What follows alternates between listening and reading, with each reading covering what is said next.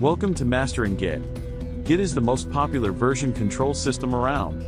In this video, we'll go over the best 20 Git commands and their uses for effortless collaboration. First up, Git init. This command sets up a new Git repository. Next, Git add. This adds files to the staging area. Then, Git commit. This takes the files in the staging area and saves them to the repository. Along with commit, there's Git log. This shows the log of all the previous commit messages. Now, let's talk about Git branch. This creates a new branch in the repository. And relatedly, Git checkout.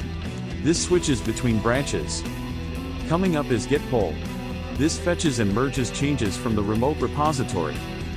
Next, Git push. This sends changes to the remote repository. Another command is Git merge. This takes changes from one branch and applies them to another branch. Now for Git Stash. This temporarily saves changes that aren't quite ready for a commit. Also, Git status. This shows the current status of the repository. And Git clone. This creates a copy of a remote repository on your local machine. For managing remote repositories, you'll need Git remote.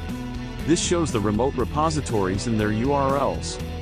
And Git fetch. This downloads changes from the remote repository without merging them. Now, let's talk about Git Revert. This undoes a previous commit. And Git reset.